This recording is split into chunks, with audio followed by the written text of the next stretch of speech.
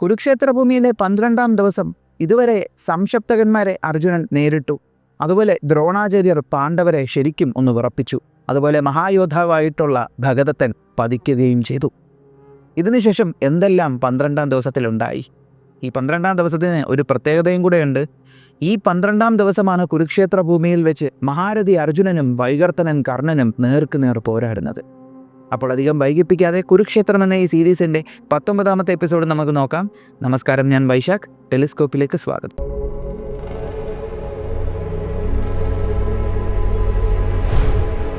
ശകുനിയുടെ 2 സഹോദരൻ വൃഷകനും അജലനും അർജുനനെ അസ്ത്രങ്ങൾ കൊണ്ട് ആക്രമിച്ചു. ആ അസ്ത്രങ്ങൾ അർജുനൻ്റെ ദേഹത്തേക്ക് വന്ന് തട്ടിയപ്പോഴത്തേക്കും അർജുനൻ തിരിഞ്ഞു നോക്കിയപ്പോൾ അവിടെ കാണുന്നത് വൃഷകനെയും അജലനെയും മാത്രമല്ല, കൂടെ 500ഓളം വരുന്ന ഗാന്ധാരദേശത്ത് നിന്ന് വന്ന സൈന്യവും അവരുടെ പടത്തലയ്ക്കൽ ഗാന്ധാരരാജനായിട്ടുള്ള ശകുനിയുമായിരുന്നു.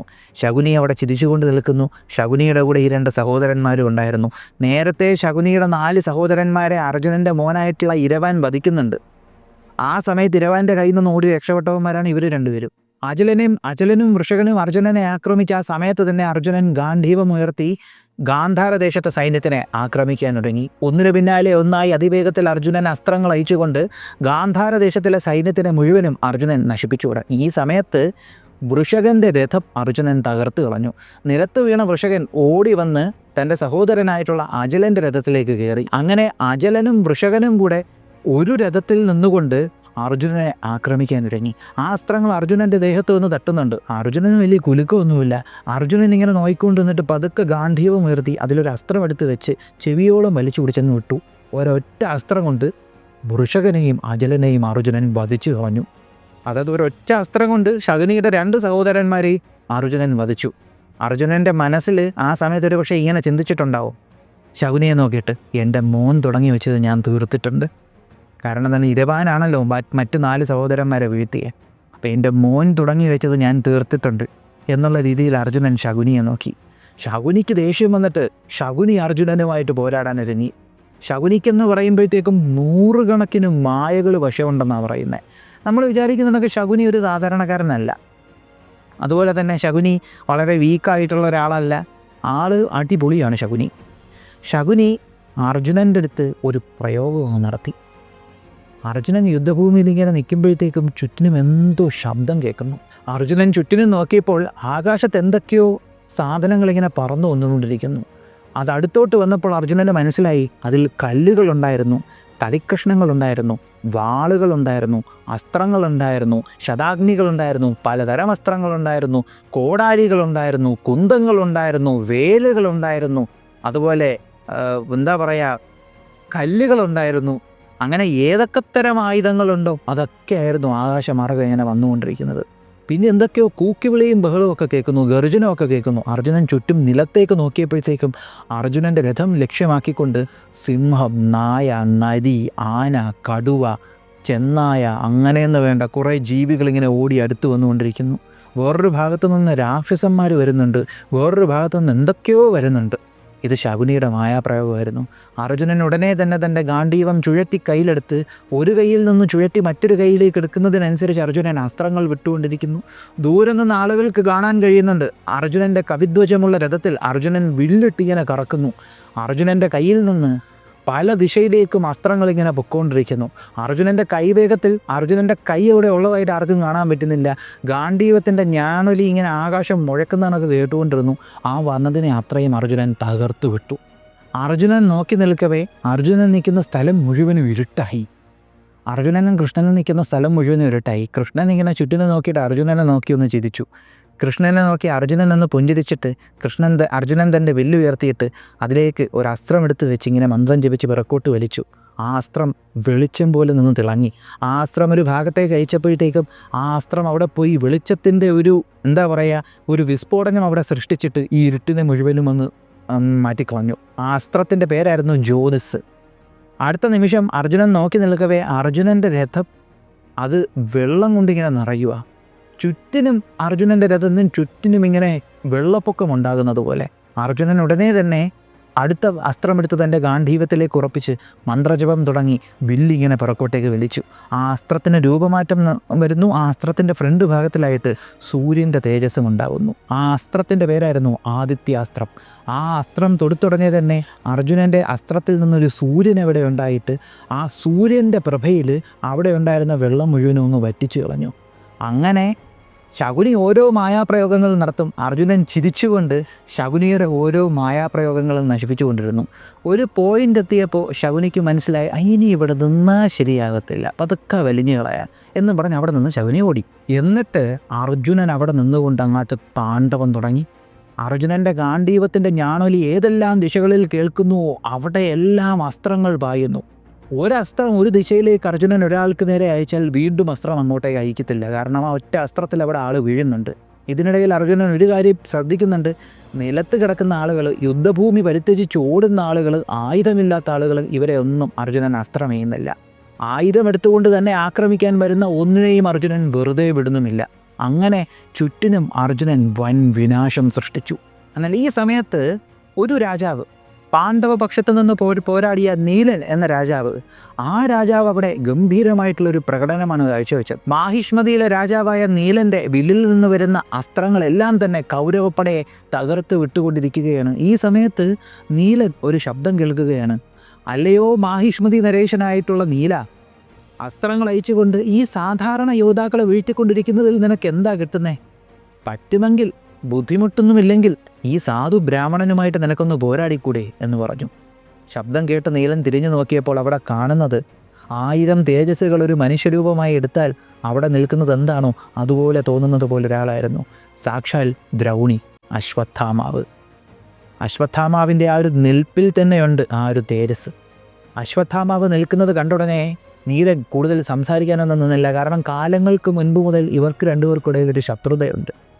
അങ്ങനെ അശ്വത്ഥാമാവിന് നേരെ നീലൻ അസ്ത്രങ്ങൾ അയക്കാനൊരുങ്ങി. അശ്വത്ഥാമാവ് ഒരു പുല്ല് മുറിക്കുന്ന ലാഘവത്തോടുകൂടി ആ അസ്ത്രങ്ങളെല്ലാം തകർത്തു വിട്ടുകൊണ്ടിരുന്നു. അധികം താമസിയാതെ തന്നെ നീലൻ്റെ വില്ലും അതുപോലെ തന്നെ കൊടിയുമെല്ലാം അശ്വത്ഥാമാവ് മുറിച്ചു കളഞ്ഞു. അടുത്ത നിമിഷം നീലൻ തൻ്റെ കയ്യിൽ ഒരു വാള് മൂരിപ്പിടിച്ച് ഒരു പരിചയമെടുത്തുകൊണ്ട് ചാടി അശ്വത്ഥാമാവിന് നേരെ ഒരു പരുന്ത് റാഞ്ചാൻ പോകുന്നത് പോലെ ഓടിച്ചെന്നുവെന്നാണ് പറയുന്നത്. അശ്വത്ഥാമാവ് ഒന്ന് പുഞ്ചരിച്ചു. അടുത്ത നിമിഷം പാണ്ഡവസേനയിലൊരു ശബ്ദം കേട്ടു. അവർ ആ ശബ്ദം കേട്ട ഭാഗത്തേക്ക് തിരിഞ്ഞു നോക്കിയപ്പോൾ പറന്നു പോകുന്ന നീലൻ്റെ തലയാണ് കണ്ടത്. തിരിഞ്ഞൊരു ഭാഗത്തേക്ക് പോയപ്പോൾ വില്ലിങ്ങനെ താഴ്ത്തുന്ന ദ്രൗണിയുടെ മുഖവും.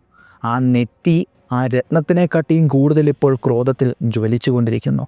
ദ്രൗണി ചുറ്റിനുമുള്ള പാണ്ഡവരെ നോക്കിയിട്ട്, ഇനി അടുത്തതാരാണ്? എൻ്റെ കൈകൊണ്ട് വീഴാൻ താല്പര്യമുള്ളവരെല്ലാവരും ഇവിടെ തന്നെ നിന്നുകൊള്ളുക എന്നുള്ള ഭാവത്തിൽ അശ്വത്ഥാമാവ് അവിടെ നിന്നു. അവർ ഒരേ സ്വരത്തിൽ പറയുന്നു, നമ്മളെ ഇനി ആര് രക്ഷിക്കും? അർജുനനാകട്ടെ വീണ്ടും സംശപ്തകന്മാരെ ആക്രമിച്ചതുകൊണ്ട് പാണ്ഡുപുത്രനായ അർജുനൻ അങ്ങോട്ടേക്ക് പോയേക്കാണ്. ആ മഹാരഥി സംശപ്തകന്മാരുമായിട്ട് നേരിട്ട് കൊണ്ടിരിക്കുമ്പോൾ നമ്മളെ ആര് രക്ഷിക്കും? പെട്ടെന്ന് അവിടെ നിന്ന് ഒരലർച്ച കേൾക്കുകയാണ്. അങ്ങോട്ടേക്ക് തിരിഞ്ഞു നോക്കിയപ്പോൾ അത് മൃഗോദരൻ ഭീമസേനനായിരുന്നു. തൻ്റെ സേനയെ ഇങ്ങനെ തകർത്തു വിടുന്നത് കണ്ടിട്ട് ഭീമന് സഹിച്ചില്ല.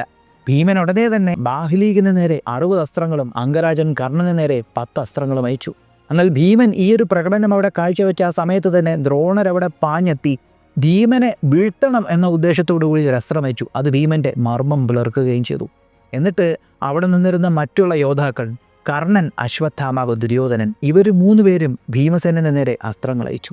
എന്നാൽ ആ അസ്ത്രങ്ങൾക്ക് പുല്ലുവില കൊടുത്തുകൊണ്ട് ഭീമൻ ക്രോധത്തോടുകൂടി അവരെ എല്ലാവരെയും തിരിച്ചോരോ ആളുകളെ വീതം ആക്രമിച്ചു കൊണ്ടിരുന്നു. ഈ സമയത്ത് ഒരു ശംഖുനാദം കേട്ടു. എല്ലാവരും തിരിഞ്ഞു നോക്കിയപ്പോൾ അത് യുധിഷ്ഠിരൻ തൻ്റെ സേനയെ ഭീമൻ്റെ അടുത്തേക്ക് പറഞ്ഞു വിടുന്ന കാഴ്ചയാണ് അവർ കണ്ടത്. ആ സേന സാധാ സൈനികർ മാത്രമല്ല, അവരുടെ പടത്തലയ്ക്ക് നകുല സഹദേവന്മാരും ഉണ്ടായിരുന്നു, അതുപോലെ സാത്യകിയും ഉണ്ടായിരുന്നു. അങ്ങനെ ഇവരെല്ലാവരും കൂടെ വന്നിട്ട് ആ സേനയുമായിട്ട് വന്നിട്ട് കൗരവസേനയുമായിട്ട് ഏറ്റുമുട്ടാൻ ഒരുങ്ങി. പിന്നെ അവിടെ കണ്ടു നിൽക്കാൻ പറ്റാത്തൊരു പോരാട്ടമായിരുന്നു. ആനയും തമ്മിൽ, കുതിരയും തമ്മിൽ, രഥവും തമ്മിൽ ഏറ്റുമുട്ടുന്നു. രഥചക്രങ്ങൾ നശിക്കുന്ന ശബ്ദം, കുതിരകൾ ബഹളം വയ്ക്കുന്ന ശബ്ദം, കുളമ്പടിനാദം, അതുപോലെ തന്നെ ആനകൾ ചരിയുന്ന ശബ്ദം, ആകാശത്ത് പറന്നുയരുന്ന പൊടിപടലങ്ങളെല്ലാം യുദ്ധഭൂമി ചുവന്ന നിറത്തിലാകുന്നത് പോലെ കെട്ടടങ്ങുന്ന ഒരവസ്ഥ. അങ്ങനെ അതിഭയാനകമായിട്ടുള്ള ഒരു പോരാട്ടം. ഇതിനിടയിൽ ദൃഷ്ടദ്യുമ്നൻ പാഞ്ചാല സേനയുമായി ദ്രോണാചാര്യരെ ആക്രമിക്കാൻ പോയി. ദ്രോണാചാര്യർ എവിടെയെല്ലാം ആക്രമിക്കാൻ പോകുന്നുവോ അവിടെയെല്ലാം ദൃഷ്ടദ്യുമ്നൻ വന്ന് നിൽക്കുന്നു. ദൃഷ്ടദ്യുമ്നനെ കാണുമ്പോൾ ദ്രോണാചാര്യർക്ക് അത് നല്ലൊരു ലക്ഷണമായിട്ട് തോന്നുന്നില്ല. അങ്ങനെ ഈ പോരാട്ടം മുറുകിക്കൊണ്ടിരുന്ന ഇതേ സമയത്ത് സംശപ്തകന്മാരുമായിട്ട് അർജുനൻ പോരാടിക്കൊണ്ടിരിക്കുന്ന സ്ഥലത്ത് അവസാന നിലവിളിയും അവസാനിച്ചു. അവിടെ ഒരു അസ്ത്രത്തിൻ്റെ വിസ്ഫോടന ശബ്ദവും കേട്ടു. അർജുനൻ തനിക്ക് നേരെ വന്ന ശക്തരായിട്ടുള്ള സംശപ്തകന്മാരെ മുഴുവനായി നശിപ്പിച്ചു കഴിഞ്ഞിരിക്കുന്നു. അർജുനൻ തിരിച്ച് പാണ്ഡവ പടയുടെ മുന്നിൽ വന്ന് കൗരവ പടയിലേക്ക് ഇരച്ചു കയറിയതും അർജുനൻ്റെ ഗാണ്ഡീപത്തിൽ നിന്ന് വരുന്ന അസ്ത്രങ്ങളും കൂടി ആയപ്പോഴത്തേക്കും കൗരവർക്ക് സഹിക്കാൻ പറ്റാണ്ടായി. അങ്ങനെ കൗരവസേനയെ അർജുനൻ തകർത്തു വിട്ട ആ സമയത്ത് കൗരവസേനയ്ക്ക് ആശ്രയത്തിനായി വിളിക്കുവാൻ ഒരൊറ്റ പേരേ ഉണ്ടായിരുന്നുള്ളൂ. കൗരവന്മാർക്ക് ആശ്രയത്തിനെ വിളിക്കുവാൻ ഒരൊറ്റ പേരേ ഉണ്ടായിരുന്നുള്ളൂ, വൈകർത്തനൻ കർണൻ. കർണ കർണ കർണ എന്നവരുറക്കെ വിളിച്ചു. ദൂരത്ത് നിന്നുകൊണ്ടൊരു ശബ്ദം വന്നു, ആരും പേടിക്കേണ്ട കാര്യമില്ല, ഞാനിവിടെ ഉള്ളപ്പോൾ ഒറ്റ ഒരുത്തനും പേടിക്കേണ്ട കാര്യമില്ല എന്ന് പറഞ്ഞുകൊണ്ട് ആ രഥം അർജുനൻ നിൽക്കുന്ന രഥത്തിലേക്ക് പാഞ്ഞു വന്നുകൊണ്ടിരിക്കുകയാണ്. അങ്ങനെ ആ ഒരു പോരാട്ടം, ഇവർ തമ്മിലുള്ള ആദ്യത്തെ ഏറ്റുമുട്ടലാണ് ഈ നടക്കാൻ പോകുന്നത്. കുരുക്ഷേത്ര ഭൂമിയിൽ വെച്ചിട്ടുള്ള സുവർണ്ണ നിറത്തിലുള്ള ആനച്ചങ്ങല അടയാളമായുള്ള കൊടി, പരശുരാമൻ കൊടുത്തേക്കുന്ന ആ രഥം അല്ലേ, ആനച്ചങ്ങല അടയാളമായിട്ടുള്ള കൊടി, ആ ഒരു രഥം അർജുനൻ്റെ കപിധ്വജമുള്ള രഥത്തിൻ്റെ അടുത്തേക്ക് ഇങ്ങനെ പാഞ്ഞു വന്നുകൊണ്ടിരിക്കുന്നു. ആകാശമാർഗം നോക്കുകയാണെങ്കിൽ വജ്രത്തിൻ്റെയും ഇടിമിന്നലിൻ്റെയും തിളക്കത്തിൻ്റെ അടുത്തേക്ക് സൂര്യനിൽ നിന്നൊരു രശ്മി ഇങ്ങനെ പറന്നു വരുന്നത് പോലെ അർജുനൻ്റെ രഥത്തിൻ്റെ അടുത്തേക്ക് കർണൻ പാഞ്ഞു വന്നുകൊണ്ടിരിക്കുമ്പോൾ എല്ലാവരും കർണനെ സൂക്ഷിച്ചു നോക്കുന്നു. കർണൻ ആ സമയത്ത് തൻ്റെ വില്ലുയർത്തിപ്പിടിച്ചുകൊണ്ട് മന്ത്രജപം നടത്തുകയാണ്. ആഗ്നേയാസ്ത്രത്തെ കർണൻ ആവാഹിക്കുകയാണ്. എന്നാൽ ആ സമയത്ത് കർണൻ്റെ ആ വില്ല് നിന്നങ്ങ് കത്തി. അങ്ങനെ കത്തിക്കൊണ്ട് നിൽക്കുന്ന ആ വില്ലിൽ ആ കർണൻ ഓരോ അസ്ത്രങ്ങൾ എടുത്തു വെച്ച് എയ്ത് വിട്ടുകൊണ്ടിരിക്കുമ്പോൾ ആ ഓരോ അസ്ത്രങ്ങളും അഗ്നിയുടെ ശക്തിയിൽ അഗ്നിമയമായി ഒരു ശരവർഷം പോലെ അർജുനന് നേരെ പോയി. അതിഗംഭീരമായിട്ടുള്ളൊരു കാഴ്ചയായി എല്ലാവർക്കും അത് തോന്നി. കത്തുന്ന വില്ലിൽ നിന്ന് പോകുന്ന ഓരോ അസ്ത്രങ്ങളും അഗ്നിയുടെ മയം. ഈ ആഗ്നേയാസ്ത്രമൊക്കെ എങ്ങനെ വേണേലും പ്രയോഗിക്കാം. അതിൻ്റെ മറ്റൊരു വകഭേദമാണ് കർണൻ ഇപ്പോൾ കാണിക്കുന്നത്. അങ്ങനെ പല നിറത്തിൽ കത്തിക്കൊണ്ടിരിക്കുന്ന അസ്ത്രങ്ങൾ അർജുനന് നേരെ വന്നപ്പോൾ എത്ര അസ്ത്രങ്ങൾ കർണൻ അവിടെ നിന്ന് തൊടുത്തുവോ അത്രയും അസ്ത്രങ്ങൾ തന്നെ അർജുനൻ ഇവിടെ നിന്ന് അയച്ച് ആ അസ്ത്രങ്ങളെയെല്ലാം നശിപ്പിച്ചു കളഞ്ഞു. ഈ സമയത്ത് ദൃഷ്ടദ്യുമ്നനും ഭീമസേനനും മഹാരഥിയായ സാത്യകിയും കൂടെ അവിടെ കർണനെ ആക്രമിക്കുവാനായിട്ടെത്തി. കർണൻ ഒറ്റയ്ക്കല്ല കേട്ടോ, കർണൻ്റെ കൂടെ സൈന്യമുണ്ട്. അത് നമുക്ക് അങ്ങോട്ട് പോകുമ്പോൾ മനസ്സിലാവും. അപ്പോൾ ഇവരെത്തിയിട്ട് ഇവർ 3 പേരെ കൂടെ കർണനെ ആക്രമിക്കാനിറങ്ങി. എന്നാൽ ആ സമയത്ത് അർജുനൻ അയച്ചുകൊണ്ടിരിക്കുന്ന ശരവർഷത്തെ മുറിച്ചുകൊണ്ടിരിക്കുന്ന കർണൻ അങ്ങോട്ടേക്ക് തിരിഞ്ഞ് 3 അസ്ത്രങ്ങൾ അവർക്ക് നേരെ അയച്ചു. ആ 3 അസ്ത്രങ്ങൾ ഭീമസേനൻ്റെയും ദൃഷ്ടദ്യുമ്നൻ്റെയും സാത്യകിയുടെയും വില്ലങ്ങ് മുറിച്ചു കളഞ്ഞു. ദേഷ്യം വന്ന് അവർ വീണ്ടും കർണന് നേരെ ഓരോ വേലുകൾ വലിച്ചെറിഞ്ഞു എന്നാണ് പറഞ്ഞത്. അവരെറിഞ്ഞ വേലുകളും കർണൻ മുറിച്ചിട്ടു. എന്നിട്ട് വീണ്ടും അർജുനനുമായി പോരാടിക്കൊണ്ടിരുന്നു. എന്നാൽ ഈ ഒരു പോരാട്ടം അങ്ങോട്ട് മുറുകി തുടങ്ങിയ സമയത്ത് അർജുനൻ കർണന് നേരെ 7 മൂർച്ച കൂടി അസ്ത്രങ്ങൾ എയ്തങ്ങ് കയറ്റി. എന്നിട്ട് കർണൻ്റെ മുന്നിൽ വെച്ചിട്ട് കർണൻ്റെ ഒരു സഹോദരനെ അർജുനൻ വധിച്ചു. കർണൻ്റെ മറ്റൊരു സഹോദരനായിട്ടുള്ള ശത്രുഞ്ജയനെ അർജുനൻ 6 അസ്ത്രങ്ങൾ കൊണ്ട് വധിച്ചു. എന്നിട്ട് കർണൻ്റെ മറ്റൊരു സഹോദരനായിട്ടുള്ള വിഭദൻ്റെ തല അർജുനൻ അസ്ത്രം കൊണ്ട് തെറിപ്പിച്ചു കളഞ്ഞു. അങ്ങനെ ധൃതരാഷ്ട്രപുത്രന്മാർ നോക്കി നിൽക്കവേ കർണൻ്റെ ഈ 3 ശക്തരായിട്ടുള്ള സഹോദരന്മാരെ അർജുനൻ വധിച്ചു. ഈ സമയത്ത് ഭീമൻ നോക്കിയപ്പോഴത്തേക്കും കർണൻ്റെ രഥത്തിൻ്റെ ഒരു സൈഡിൽ 15ഓളം യോദ്ധാക്കൾ നിന്നുകൊണ്ട് കർണനെ പ്രൊട്ടക്റ്റ് ചെയ്യുകയാണ്. ഇത് കണ്ടുടനെ തന്നെ ഭീമന് ദേഷ്യം വന്നിട്ട് രഥത്തിൽ നിന്ന് ചാടി ഇറങ്ങി ഒരു വലിയ വാൾ ഊരിപ്പിടിച്ചുകൊണ്ട് പോയി ആ 15 എണ്ണത്തിനെയും അവിടെ ഇട്ട് ഭീമൻ തീർത്തു. എന്നിട്ട് തിരിച്ച് രഥത്തിലേക്ക് കയറി വന്നിട്ട് വില്ലെടുത്തുകൊണ്ട് കർണനെ ആക്രമിച്ചു. എന്തിനാണ് ഈ പുള്ളിക്കാരൻ ഇങ്ങനെ ചെയ്തതെന്ന് എനിക്കറിയത്തില്ല. ചാടി ഇറങ്ങിപ്പോയി അവരെ വീഴ്ത്തിയിട്ട് തിരിച്ചു വന്ന് വില്ലുയർത്തിപ്പിടിച്ച് കർണനെ ആക്രമിച്ചു. ഈ സമയത്ത് ദൃഷ്ടദ്യുമ്നൻ അവിടെ പ്രശസ്തരായിട്ടുള്ള 2 യോദ്ധാക്കൾ അവർ 2 പേരെയും ദൃഷ്ടദ്യുമ്നൻ്റെ വാളുകൊണ്ട് വീഴ്ത്തിയതിന് ശേഷം രഥത്തിലേക്ക് കയറി വീണ്ടും കർണനെ ആക്രമിച്ചു. തൊട്ടടുത്ത നിമിഷം സാത്യകി ശക്തമായിട്ടുള്ളൊരു വില്ലുമുയർത്തി പിടിച്ചുകൊണ്ട് വന്ന് കർണന് നേരെ അസ്ത്രങ്ങൾ അയക്കാനൊരുങ്ങി. എന്നിട്ട് എണ്ണമറ്റ അസ്ത്രങ്ങൾ കർണന് നേരെ അയച്ചിട്ട് സാത്യകി നിന്ന് ഗർജിച്ചു എന്നാണ് പറഞ്ഞത്. ഗർജിച്ചതിന് ശേഷം ഒരുമാതിരി എന്തോ ദേഷ്യത്തിൻ്റെ മറ്റൊരു തലത്തിലേക്ക് സാത്യകി കയറിയതുപോലെ കർണന് നേരെ വീണ്ടും സാത്യകി അസ്ത്രങ്ങൾ അയച്ചു. എന്നിട്ട് സാത്യകി കർണൻ്റെ കയ്യിലുണ്ടായിരുന്ന വില്ല് അസ്ത്രം അയച്ചങ്ങ് മുറിച്ചു കളഞ്ഞു. ഇത് വായിച്ച സമയത്ത് എൻ്റെ കണ്ണ് തള്ളിപ്പോയി. സാത്യകി കർണൻ്റെ വില്ല് മുറിച്ചു എന്ന് വായിച്ചപ്പോൾ കർണൻ്റെ വില്ലാണേ മുറിച്ചത്. ഈ സാത്യകി എന്ന് പറയുമ്പോൾ ചില്ലറക്കാരനൊന്നും അല്ല.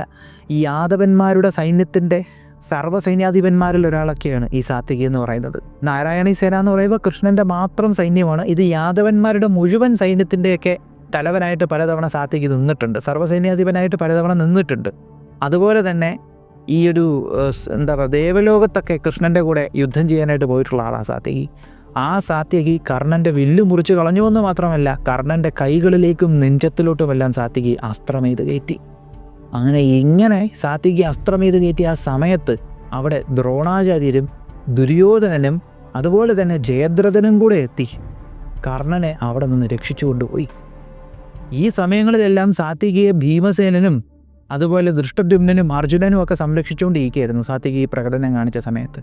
അങ്ങനെ പിന്നെ പാണ്ഡവരവിടെ നിന്നുകൊണ്ട് ചെയ്തു കൂട്ടാൻ പറ്റുന്ന എല്ലാ കാര്യങ്ങളും അങ്ങ് ചെയ്തു കൂട്ടി. അർജുനൻ്റെ ശരങ്ങളിൽ എണ്ണമറ്റ കൗരവ പടയാളികൾ വീണുകൊണ്ടിരിക്കുന്നു. ദ്രോണാചാര്യരുടെ പ്രകടനത്തിൽ എണ്ണമറ്റ പാണ്ഡവസേന വീണുകൊണ്ടിരിക്കുന്നു. ഈ സമയത്ത് സൂര്യാസ്തമയവുമായി 12ാം ദിവസത്തെ യുദ്ധം അവർ മതിയാക്കി അവരുടെ ശിബിരങ്ങളിലേക്ക് തിരിച്ചു പോവുകയും ചെയ്തു. ഇതാണ് 12ാം ദിവസത്തിലെ യുദ്ധം. അടുത്ത ദിവസത്തിലെ യുദ്ധം എന്താണെന്ന് പ്രത്യേകിച്ച് പറഞ്ഞു തരേണ്ട കാര്യമില്ലല്ലോ. 13ാം ദിവസമാണ് ആ അസഹനീയമായിട്ടുള്ള പോരാട്ടം തുടങ്ങുന്നത്. ഏത്? അഭിമന്യുവധം. അഭിമന്യുവധം എന്ന് പറയുന്നത് 13ാം ദിവസമാണ്. കുരുക്ഷേത്ര ഭൂമിയിലെ ഈ ഒരു കുരുക്ഷേത്ര യുദ്ധത്തിൻ്റെ, മഹാഭാരത യുദ്ധത്തിൻ്റെ ഒരു പേസ് തന്നെ മാറ്റുന്നത് ഈ ഒരു യുദ്ധമാണ്. അഭിമന്യുവിൻ്റെ മരണം തൊട്ടാണ് പാണ്ഡവർ വേറൊരു ലെവലിലോട്ട് എസ്കലേറ്റ് ചെയ്തങ്ങ് പോണത്. അതിനു മുമ്പ് അഭിമന്യു ചെയ്തു കൂട്ടാൻ പറ്റുന്ന കാര്യങ്ങൾ കുറേ ചെയ്തു കൂട്ടി. പിന്നെ അപ്രതീക്ഷിതമായിട്ടുള്ളൊരു പോരാട്ടമാണ് കുരുക്ഷേത്ര ഭൂമിയിൽ ഇറങ്ങിയേറിയത്. ഈ 13ാമത്തെ ദിവസം തൊട്ട് കുരുക്ഷേത്ര ഭൂമിയിൽ അതിഭയാനകമായിട്ടുള്ള പോരാട്ടങ്ങളാണ് അരങ്ങേറുന്നത്. ഈ 13ാം ദിവസം തുടങ്ങുന്നതിന് മുൻപ്, അതായത് 12ാം ദിവസത്തെ യുദ്ധാവസാനം, ഈ ദുര്യോധനൻ തൻ്റെ ശിബിരത്തിലേക്ക് പോയതെന്ന് പറയുമ്പോഴത്തേക്കും അർജുനനെ എല്ലാവരും ആർപ്പ് വിളിക്കുന്ന ശബ്ദവും അതുപോലെ പാണ്ഡവരുടെ വിജയഭേരി കേട്ടുകൊണ്ടും അതുപോലെ കൃഷ്ണൻ്റെ ആ ഒരു എന്താ പറയുക പ്രസരിപ്പുമൊക്കെ കണ്ടുകൊണ്ടാണ്. കാരണം യുദ്ധത്തിൽ അടിപൊളിയായിട്ട് ഉദ്ദേശിച്ച പോലെ കാര്യങ്ങൾ നടന്നല്ലോ. അപ്പോൾ കൃഷ്ണൻ്റെ ആ ഒരു പ്രസരിപ്പുമൊക്കെ കണ്ടുകൊണ്ടാണ് ദുര്യോധനൻ തിരിച്ച് തൻ്റെ ശിബിരത്തിലേക്ക് പോയത്. അന്നത്തെ ദിവസം രാത്രി ദുര്യോധനൻ മുഴുവനും ഇതൊക്കെ ആലോചിച്ചാണ് കിടന്നത്. 13ാം ദിവസം രാവിലെ ദുര്യോധനൻ ചട്ടയൊക്കെ അണിഞ്ഞിട്ട് ദ്രോണാചാര്യരുടെ ശിബിരത്തിലേക്ക് കയറിപ്പോയി. എന്നിട്ട് ദ്രോണാചാര്യരുടെ മുന്നിൽ ദുര്യോധനൻ വളരെ വിഷമത്തോടുകൂടി തൻ്റെ ഗുരുവായിട്ടുള്ള ദ്രോണരോട് പറഞ്ഞു, മഹാഗുരു, അങ്ങേക്കൊരു പക്ഷേ കൗരവർ വധ്യരായിരിക്കാം. അതായത് കൗരവർ ഈ ഒരു പോരാട്ടത്തിൽ എന്താ പറയുക പാണ്ഡവരുടെ കൈകൊണ്ട് തീർന്നെന്നും പറഞ്ഞ് അങ്ങേക്കൊരു പ്രശ്നവുമില്ലായിരിക്കാം. പക്ഷെ എനിക്കങ്ങനെയല്ല. അങ്ങ് ഈ പോരാട്ടം തുടങ്ങുന്നതിന് മുൻപ് എനിക്ക് സത്യം ചെയ്തു തന്നതല്ലേ എനിക്ക് യുധിഷ്ഠിരനെ പിടിച്ചു തരാമെന്ന്. അങ്ങ് വിചാരിച്ചാൽ ആരൊക്കെ വന്ന്, പാണ്ഡവരെന്നല്ല ദേവന്മാർ ഇറങ്ങി വന്ന് യുധിഷ്ഠിരനെ സംരക്ഷിച്ചാൽ പോലും അങ്ങ് വിചാരിച്ചാൽ അങ്ങേക്ക് യുധിഷ്ഠിരനെ പിടിച്ചു തരാം. അങ്ങിത് പിടിച്ചു തരാത്തത് എന്തുകൊണ്ടാണ്? അതോ അങ്ങ് വെറുതെ എനിക്ക് സത്യം തന്നതാണോ? എനിക്ക് സത്യം ചെയ്തു തന്നതാണോ? അങ്ങും എൻ്റെ നാശം കാണാനായിട്ടാണോ യുദ്ധത്തിന് നിൽക്കുന്നതെന്ന് പറഞ്ഞു. അപ്പോൾ ഇത് കേട്ടിട്ട് ദ്രോണാചാര്യർക്ക് വിഷമം വന്നു. ദ്രോണാചാര്യർ പറഞ്ഞു, ദുര്യോധന രാജാവേ, ഒരിക്കലും അങ്ങ് ഇപ്രകാരം എൻ്റെ അടുത്ത് പറയരുത്. ഈ പോരാട്ടം തുടങ്ങിയ അന്ന് തൊട്ട് അങ്ങയുടെ നന്മയ്ക്ക് വേണ്ടി മാത്രമാണ് ഞാൻ പോരാടിക്കൊണ്ടിരിക്കുന്നത്. പക്ഷെ സത്യം എന്തെന്നാൽ ദേവന്മാർ, യക്ഷന്മാർ, യമകിങ്കരന്മാർ, അസുരന്മാർ, ദാനവന്മാർ ഇവരെല്ലാവരും ഒന്നിച്ചു വന്നാൽ പോലും സവ്യസാചി കാക്കുന്ന സൈന്യത്തിനെ ഒന്നും ചെയ്യാൻ പറ്റത്തില്ല. സാക്ഷാൽ സവ്യസാചി കാക്കുന്ന സൈന്യത്തിനെ സാക്ഷാൽ പരബ്രഹ്മമായ ശ്രീകൃഷ്ണനോടുകൂടി അർജുനൻ സംരക്ഷിക്കുന്ന ഈ ഒരു സൈന്യത്തിൽ കയറി ഊക്കുകാട്ടാൻ ആരെക്കൊണ്ട് സാധിക്കും? അതൊരാളെ കൊണ്ട് മാത്രമേ സാധിക്കുകയുള്ളൂ. മുക്കണ്ണനായിട്ടുള്ള സാക്ഷാൽ മഹാദേവന് മാത്രമേ ഈ സൈന്യത്തിൽ കയറി എന്തെങ്കിലും ഊക്ക് കാണിക്കാൻ പറ്റുള്ളൂ. അല്ലാതെ ഒന്നും പറ്റത്തില്ല. ആ ഒരു സൈന്യത്തിനെ നശിപ്പിക്കണമെങ്കിൽ മഹാദേവൻ വരണം, അല്ലാതെ മറ്റാരെക്കൊണ്ടും ആ സൈന്യത്തിനെ ഒന്നും ചെയ്യാൻ പറ്റത്തില്ല. അതുകൊണ്ട് ഞാൻ പറയുന്നത് ശ്രദ്ധിച്ച് കേട്ടുകൊള്ളുക. ദേവന്മാർ വിചാരിച്ചാൽ പോലും ഭേദിക്കാൻ പറ്റാത്ത അഭേദ്യമായ ഒരു വ്യൂഹം ഞാൻ ചമയ്ക്കാം, ചക്രവ്യൂഹം ഞാൻ ചമയ്ക്കാം. ഒരൊറ്റ കാര്യം അങ്ങ് ചെയ്താൽ മതി. ഏതെങ്കിലും വിധേനെ അർജുനനെ യുദ്ധഭൂമിയിൽ നിന്ന് മാറ്റി നിർത്തുക. ഇന്നലെ ചെയ്തതിനെക്കാട്ടിയും അർജുനനെ യുദ്ധഭൂമിയിൽ നിന്ന് മാറ്റി നിർത്തുക. കാരണം പോരാട്ടത്തിൽ അവൻ അറിയാത്തതായി ഒന്നുമില്ല. അവൻ പലയിടങ്ങളിൽ സഞ്ചരിച്ചിട്ടുണ്ട്, പല ഗുരുവര്യന്മാരെ കണ്ടിട്ടുണ്ട്. സാക്ഷാൽ മഹാദേവനിൽ നിന്ന് പോലും അവൻ അറിവ് നേടിയിട്ടുണ്ട്. അത്രത്തോളം ജ്ഞാനിയായിട്ടുള്ള അവന് പോരാട്ടത്തിൽ അറിയാത്തതായിട്ടൊന്നുമില്ല. അതുകൊണ്ട് അർജുനനെ മാറ്റി നിർത്തൂ. അഭേദ്യമായിട്ടുള്ളൊരു കവചം, ഒരു വ്യൂഹം ഞാൻ ചമയ്ക്കാം, ചക്രവ്യൂഹം ഞാൻ ചമയ്ക്കാം. അങ്ങേക്ക് എന്ത് വേണോ ഞാനത് അങ്ങേക്ക് ചെയ്തു തരാം എന്ന് ദ്രോണാചാര്യർ പറഞ്ഞു. അപ്പോൾ ദ്രോണാചാര്യർ ഈ പറഞ്ഞത് കേട്ടിട്ട് അവിടെ നിന്നുകൊണ്ടിരുന്ന സംശപ്തകന്മാർ ബാക്കി കുറേ പേരുണ്ടായിരുന്നു. അവരവിടെ നിന്ന് എണീച്ചിട്ട് പറഞ്ഞു, ആ ഉദ്യമത്തിന് നമ്മൾ തയ്യാറെന്ന് പറഞ്ഞു. അങ്ങനെ ബാക്കി വരുന്ന അനേകായിരം സംശപ്തകന്മാർ ദ്രോണാചാര്യർ പറഞ്ഞ ഈ കാര്യത്തിനെ വേദവാക്യമായി ശിരസാ വഹിച്ചുകൊണ്ട് ആ പോരാട്ടത്തിനിറങ്ങി. അന്ന് ആ യുദ്ധഭൂമിയിലേക്ക് അവരിറങ്ങി. ദ്രോണാചാര്യരുടെ നിർദ്ദേശപ്രകാരം ചക്രവ്യൂഹം അവർ നിർമ്മിച്ചുകൊണ്ടിരുന്ന ആ സമയത്ത് സംശപ്തകന്മാർ തെക്കേ ഭാഗത്ത് നിന്നുകൊണ്ട് അർജുനനെ പോരിന് വിളിച്ച് എന്ത് വിധേനയും അവിടെ അർജുനനെ ബ്ലോക്ക് ചെയ്തു എന്നാണ് പറയുന്നത്. അന്ന് അർജുനനുമായിട്ട് സംശപ്തകന്മാർ അവിടെ നടത്തിയ പോരാട്ടം എന്ന് പറയുമ്പോഴത്തേക്കും ഇന്നേ വരെ ലോകത്തിൽ ആരും കാണാത്തൊരു പോരാട്ടമായിരുന്നു. അത്രത്തോളം ഭയാനകമായി സംശപ്തകന്മാർ അന്ന് അർജുനനുമായിട്ട് പോരാടി. ഒരു കാരണവശാലും അർജുനനെ അവിടെ നിന്ന് വിടരുത് എന്നുള്ള രീതിക്ക് പോരാടി. അന്ന് തന്നെയാണ് അർജുനൻ്റെ മകനായിട്ടുള്ള അഭിമന്യു പതിച്ചത്. എന്താ അല്ലേ ഇങ്ങനെയാണ് പറയുന്നത്. ധൃതരാഷ്ട്ര വരെ പറയുന്നുണ്ട്, യൗവനം മാറാത്ത ആ സിംഹക്കുട്ടി എങ്ങനെ പതിച്ചു എന്നാണ് ധൃതരാഷ്ട്ര ചോദിക്കുന്നത്. ശരിക്കും ഒരു സിംഹക്കുട്ടി തന്നെയായിരുന്നു. ഇപ്പോൾ നിങ്ങൾക്ക് എല്ലാ ആളുകൾക്കും അഭിമന്യു ചക്രവ്യൂഹം ഭേദിച്ച് അവിടെ എന്തെല്ലാം ഉണ്ടായി എന്ന് കേൾക്കാൻ ഒരു വല്ലാത്തൊരാകാംക്ഷയുണ്ടാവും അല്ലേ? എപ്പോഴായിരിക്കും ആ വീഡിയോ ഞാൻ ഇടാൻ പോണതല്ലേ? പേടിക്കണ്ട, അത് ഞാൻ ഓൾറെഡി ഈ ചാനലിൽ കണ്ടന്റ് ചെയ്തിട്ടിട്ടുണ്ട്. അഭിമന്യു ചക്രവ്യൂഹം ഭേദിക്കുന്നത് ഓൾറെഡി നമ്മുടെ ചാനലിൽ ഞാൻ ചെയ്തിട്ടിട്ടുണ്ട്. അതിൻ്റെ ലിങ്ക് കമൻറ്റ് ബോക്സിൽ കൊടുത്തിട്ടുണ്ട്, പിൻ ചെയ്ത് വെച്ചിട്ടുണ്ട്. ഇപ്പം തന്നെ കയറി കണ്ടുകൊള്ളുക. അഭിമന്യു ചക്രവ്യൂഹം ഭേദിക്കുന്നത് ഓൾറെഡി ചെയ്തു വെച്ചിട്ടുണ്ട്, അത് കമൻറ്റ് ബോക്സിൽ പിൻ ചെയ്തിട്ടുണ്ട്. ഇപ്പം തന്നെ കയറി കണ്ടുകൊള്ളുക. ആദ്യത്തെ 6 മിനിറ്റ് അഭിമന്യുവിനെക്കുറിച്ചുള്ളൊരു ഇൻട്രൊഡക്ഷനും കാര്യങ്ങളും ഒക്കെയാണ്. അതും കൂടെ കേട്ടോ, കാരണം അഭിമന്യുവിനെക്കുറിച്ചൊരു ധാരണയൊക്കെ ഉണ്ടാകും. അഭിമന്യുവിൻ്റെ കയ്യിലുള്ള വില്ലിനെക്കുറിച്ചൊക്കെ അതിൽ പറയുന്നുണ്ട്. അപ്പോൾ അതൊന്ന് കയറി കണ്ടുകൊള്ളുക. അഭിമന്യുവിൻ്റെ ചക്രവ്യൂഹം ഭേദിക്കുന്നത് ഓൾറെഡി ചെയ്തിട്ടേക്കുന്നത് കൊണ്ട് തന്നെ അതിനുശേഷം സംഭവിക്കുന്ന കാര്യങ്ങളായിരിക്കും നമ്മൾ അടുത്ത എപ്പിസോഡിൽ ചെയ്യാൻ പോകുന്നത്. ഓക്കെ, അപ്പോൾ ഇതിൻ്റെ കൂട്ടത്തിൽ ഞാൻ ഒരു കാര്യവും കൂടെ പറയുകയാണ്. ഒരു വീഡിയോ ചെയ്ത് കഴിഞ്ഞിട്ട് കുറഞ്ഞത് 4 ദിവസം കഴിഞ്ഞേ ഞാൻ അടുത്ത വീഡിയോ എനിക്കിടാൻ പറ്റത്തുള്ളൂ. കാരണം എനിക്കിതിൻ്റെ കൂടെ വേറെ കുറച്ച് കാര്യങ്ങളും കൂടെ ചെയ്യാനുണ്ട്. അപ്പോൾ ഈ 4 എന്നുള്ളത് 5 ദിവസമൊക്കെ ആയിട്ടും വീഡിയോ കണ്ടില്ലെങ്കിൽ ഉറപ്പായിട്ടും നിങ്ങൾ ചോദിച്ചോളുക, എവിടെ വീഡിയോ എന്ന് ചോദിച്ചോളുക. അപ്പോൾ എനിക്ക് പ്രിപ്പയർ ചെയ്യാൻ ടൈം വേണം. ഞാൻ പറഞ്ഞല്ലോ, എനിക്ക് വേറെയും കുറച്ച് കാര്യങ്ങൾ ചെയ്യാനുണ്ട്, അതും ചെയ്യാനുണ്ട്. അപ്പോൾ എല്ലാത്തിലും കൂടെ ശ്രദ്ധ എത്തണമല്ലോ. അപ്പോൾ അതാണ് കാര്യം. അപ്പോൾ ഇതിൻ്റെ കൂട്ടത്തിൽ വേറൊരു കാര്യവും കൂടെ പറയുകയാണ്. ഇപ്പോൾ തന്നെ 2 എപ്പിസോഡായിട്ടുണ്ട്. അതായത് ഈ എപ്പിസോഡിന് ശേഷം ചെയ്യേണ്ട അഭിമന്യു ചക്രവ്യൂഹം ഭേദിക്കുകയും അതിനുശേഷം നടക്കുന്ന കാര്യങ്ങൾ, അഭിമന്യുവിൻ്റെ പതനവുമെല്ലാം ഓൾറെഡി ചെയ്തിട്ടുണ്ട്. അപ്പോൾ ആ എപ്പിസോഡും കൂടെ കമൻറ്റ് ബോക്സിൽ പിൻ ചെയ്തിട്ടുണ്ട്. അപ്പോൾ അതും കയറി കാണുക. അപ്പോൾ ഈ ഒരു വീഡിയോ നിങ്ങൾക്ക് ഇഷ്ടമായെന്ന് വിശ്വസിക്കുന്നു. നിങ്ങളുടെ അഭിപ്രായങ്ങളൊന്ന് കമൻറ്റ് ചെയ്തേക്കുക. നമ്മുടെ ചാനലിലേക്ക് നിങ്ങൾ ആദ്യമായിട്ടാണ് വരുന്നതെങ്കിലൊന്ന് സബ്സ്ക്രൈബ് ചെയ്തേക്കുക. നമ്മുടെ ചാനലിലെ കണ്ടൻറ്റുകൾ നിങ്ങൾക്ക് ഇഷ്ടപ്പെടുന്നുണ്ടെങ്കിൽ നിങ്ങളുടെ ബന്ധുമിത്രാദികൾക്കും പറ്റുമെങ്കിൽ ശത്രുക്കൾക്കും ഒന്ന് അയച്ചു കൊടുക്കുക. മറ്റൊരു വീഡിയോയിൽ മറ്റൊരു കണ്ടൻറ്റുമായി കാണുന്നതുവരെ